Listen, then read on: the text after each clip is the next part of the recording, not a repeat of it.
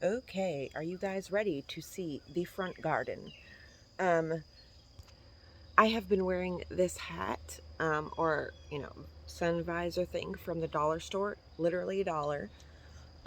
Best thing over my baseball caps, over all my other hats. This is the best because it has, the other hats, they make me so hot. I sweat incessantly with the hats on like that, with the full coverage. But this hat is a beautiful hat. Just for a dollar. I have to sew the Velcro on, but it's okay.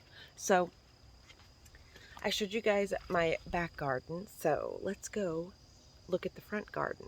It is May, May 31st, 2023. So let's go. Okay, so I showed you guys this garden, but something I noticed this morning in this blue point juniper, this little tiny bird is making a nest in the juniper, and that makes me so happy. So you can see, okay, yes, I showed this part. The peonies are done, the heucheras are coming, sunflowers, we got a larkspur here, some thyme, some nigella. My quince has finally put on some growth. Here is my weeping cherry tree, looking fabulous. She has put on a lot of growth too. My David Austin rose.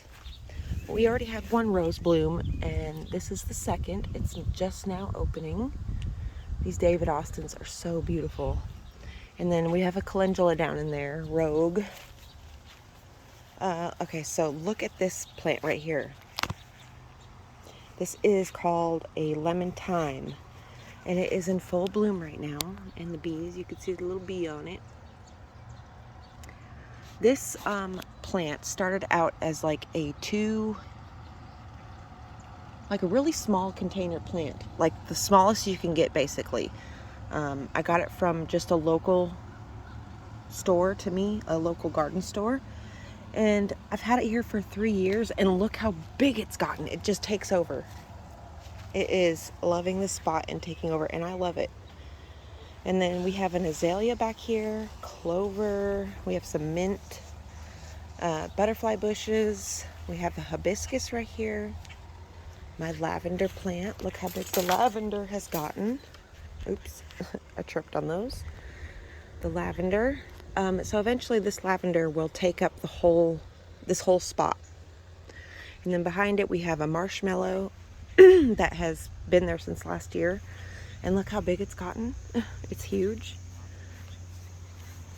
And then over here we've got some marigolds, some sedum, some calendula, some bubblegum petunias, and some larkspur, and some little things. I've got this thing on my hand. It's a wart that I'm using medicine to get off. Okay, so over here, I moved this yarrow bunch from underneath the lavender over there because there was just a hole right here, so I needed to fill it. And then we've got these lithodoras, and then we have a Chinese. All this stuff is new down in here. I put all this in this year. These 3 plants, and then the sedums. So we have this oriental lily. I don't know if that's the correct terminology. Please don't shoot me for saying oriental, okay? It's just what the package said. We got some daisies, and I put these were on clearance at the local Lowe's. So I bought 3 of them. One here. They're kind of spread out through the garden. We have some gladiolus down here that was run over by a lawnmower twice. This one too. So I'm going to have to put something here so they don't mow that part. And then down here we've got some tiny larkspurs that are really trying. I have to put these things up so people don't mow around it. We've got the phlox with some larkspurs, daisies, and then the barberries, which you can see I've got flanking this whole wall. Lucy! Oh, that's Tina. Okay. So we've got phlox Of course, you guys know my phlox. These phlox have been here the longest of anything. They have been here for 4 years, I think. We've got some yucca that I dug up from the backyard, brought down here. Some more Lithidora. These are vanilla strawberry hydrangeas. We got another one over there, but it's not doing good. These strawberry vanilla hydrangeas are all over Boone and the surrounding area, Boone, North Carolina, in the fall. Oh my gosh, you guys, if you ever get to Boone in the fall, Boone, North Carolina, or Linville Gorge, or Linville, North Carolina, or any of those places, they are full of strawberry vanilla hydrangeas in the fall. Oh my gosh, they are magnificent. So yeah, we've got the phlox, yucca, we've got some gladiolus backing this guy. That's not a happy situation. Once these bloom, because you can see they're getting their bloom stalks now, once they bloom, I will move them. Tina.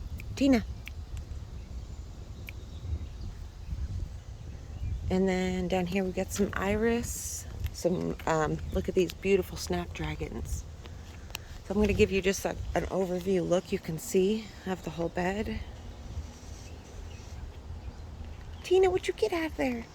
We've got the phlox coming around. This part right here, I don't know what's going on. I don't know if the cats are peeing in this spot right here, because I get the damn names mixed up, just like a mom with 20 kids. Oliver Jenkins, he likes to sleep right here, which is why I planted these things specifically here. Calendulas, we've got some miniature tea roses in here. These have been here. I bought these at Tina, would you come here and get out of my garden? I bought these at Food Lion a few years ago. Sometimes they sell these little miniature tea roses, and look, they love my garden. I've got white roses here, and then the pink ones, and I do have some right here, but look, they're not doing so good. These ones are more of like a salmon color. Let me get this out of here. Those ones are more like a salmon color, and they're so beautiful. Then we have some tall phlox. I put these tall phlox over here because they need more sun than this one. You could see that the sun difference in these gardens are huge because of this giant sourwood tree. Okay, we've got some larkspur, some snapdragon, calendula, some dianthus over here, and some dianthus over there, which you could see the dianthus likes the shade more. Another one of those sedums. We've got poppies over here. Look at this. This one's not doing good. This phlox, I don't know what's going on. Because I water it all the same. I don't know. I think I'm just going to have to cut it. I think it's just, see, it's built up over the years so much. I'm going to have to cut that. We got some foxgloves that are done blooming. Some larkspur that are just coming up. We've got lots of gladiolus. Lots of iris. You can see that's just one little, like seriously, it was like a 2-inch little thing of iris that I planted like 2 years ago, and now look at it. It's a monster. But I've got a friend that I'm gonna cut that up, and I'm going to give her some, and she's gonna give me some of her iris. So that's fun. I really want more garden friends like that where we can swap plants. We've got some mysteriums in here. Everything's looking crowded right now because of the iris getting so big this year. Oh, we have a bachelor button here. And look at this sedum. It looks so beautiful. It is loving the spot. I just bring little clumps from the backyard, you can see, and they just spread everywhere. And I love that. Oh, we have some peas right here too, sweet peas. Oh, look, we have 1 pea. 2 peas. We've got 2 peas and 3, 4, 5. Oh, we have 5 peas. 5 bees. Okay, so bachelor buttons. No, not bachelor buttons. Barberries. And then we have this wire vine, which this is a really good ground cover. And I need a ground cover over here because you could see this damn grass. There's like, this grass just takes over quickly. So I'm constantly pulling out the grass. Because before I put these in, the grass went all the way down to the edge. We have a Miss Kim lilac right here. And yeah, those are those things. So let's go up here to this part of the garden. Let me show you an overview.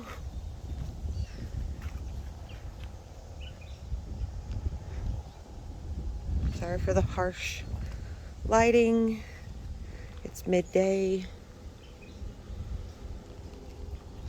Okay, and then I have this arch here from Gardener Supply.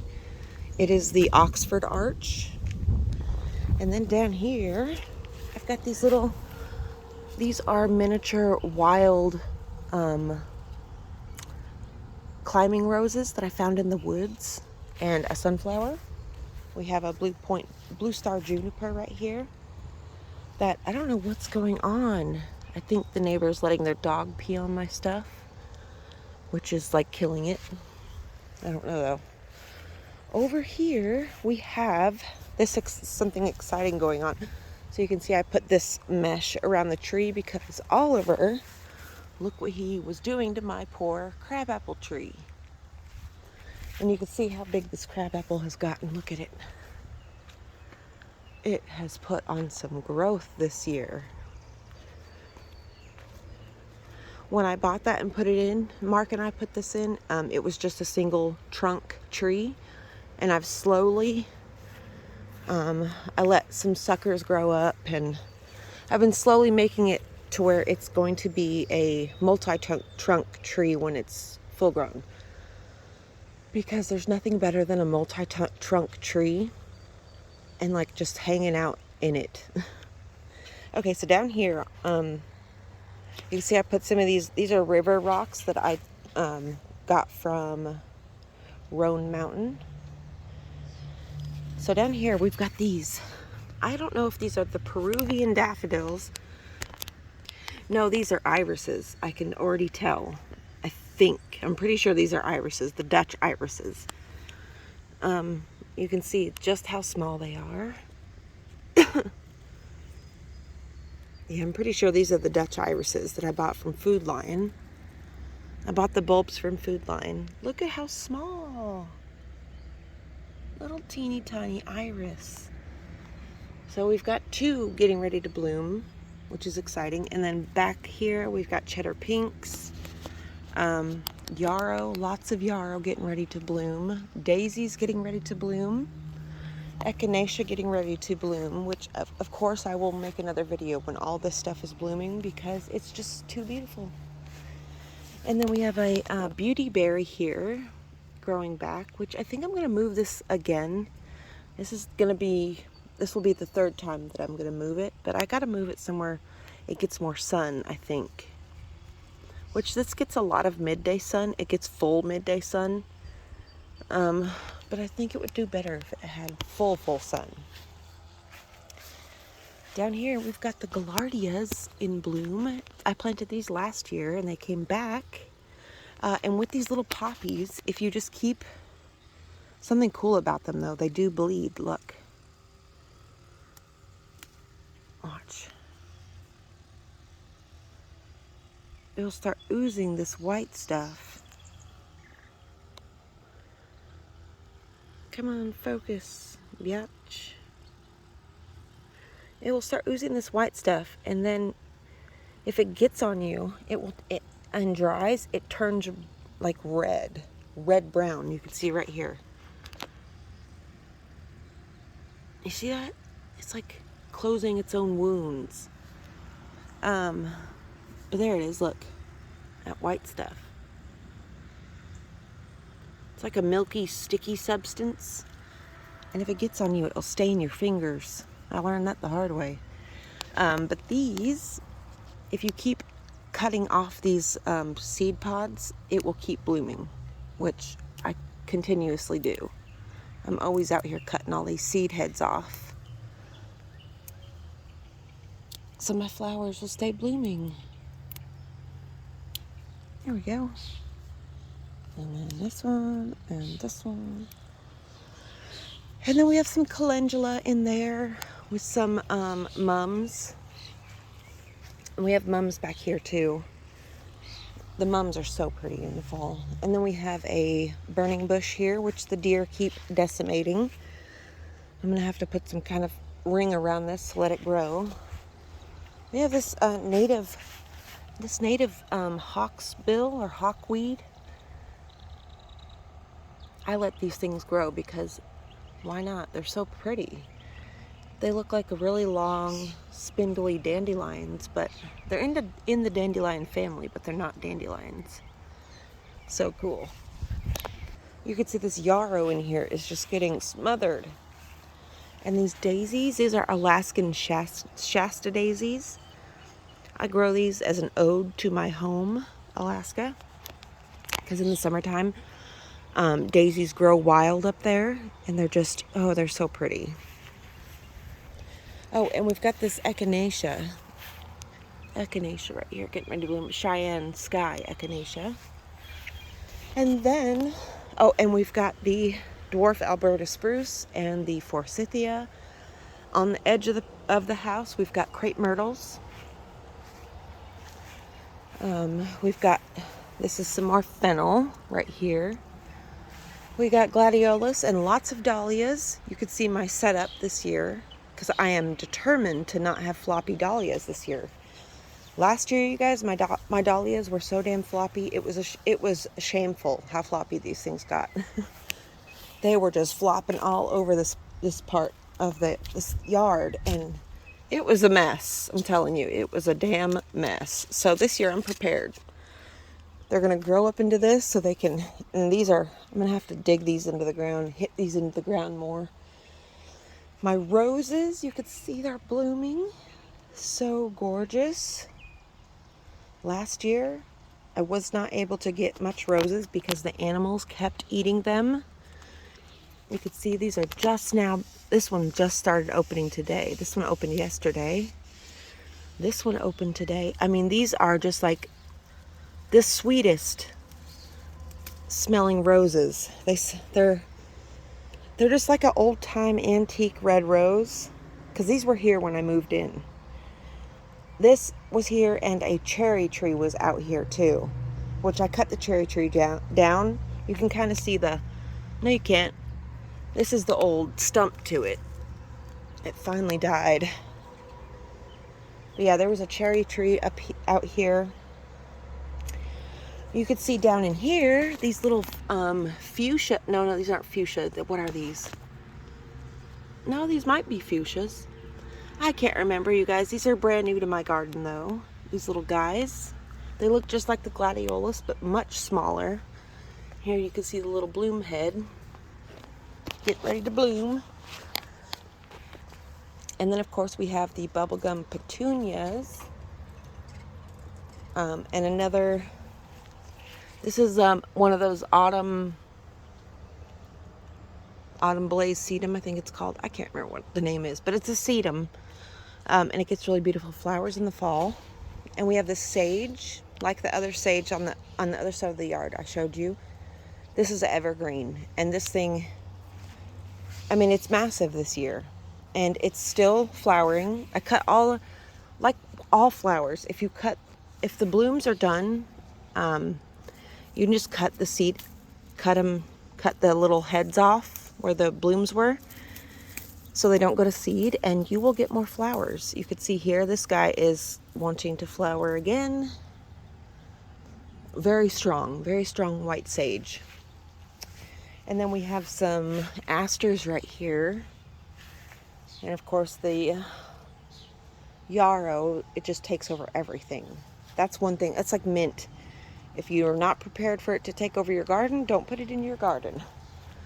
Okay, and then we got the beautiful wisteria, which I've cut all the stuff on the bottom. So we could get some light through the bottom, through the base, and we can also see.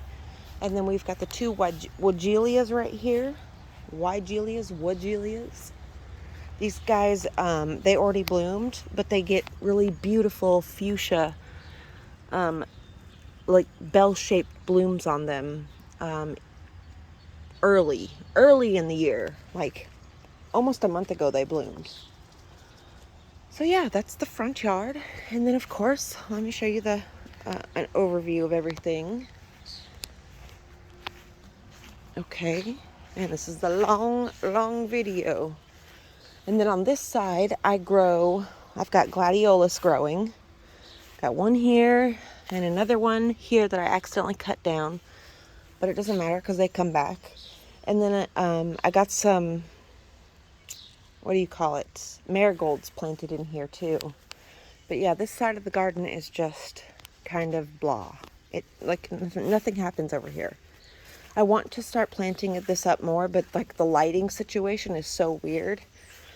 But we've got some stuff thriving back here. We've got a pokeweed. I do that on purpose because I like it.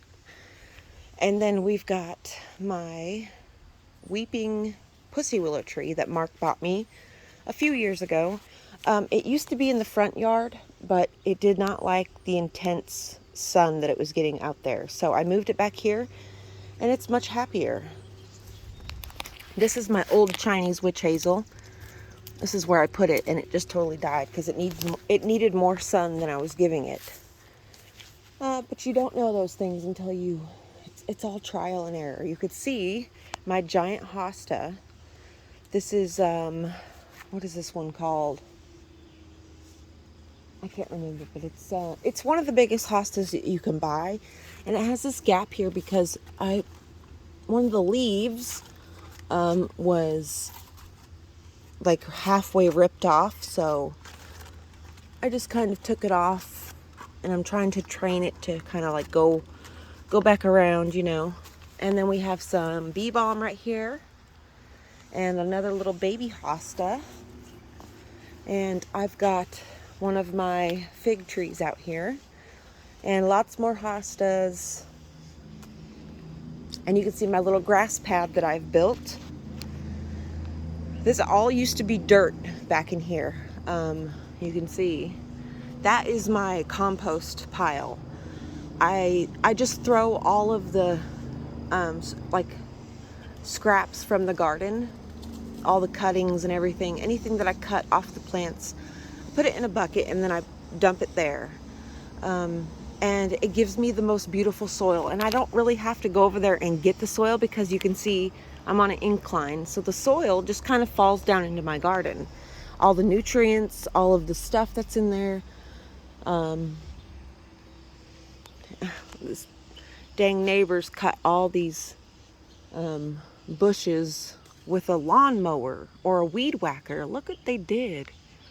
Totally messed them bushes up. Ugh. But anyway, so when I put a new plant in, or I dig a new garden spot, like, I don't get rid of the grass. I'll bring it back here and I'll make a spot for it. You can see this part has been doing it right here. Oh no, looks like some of my grass has been ripped up.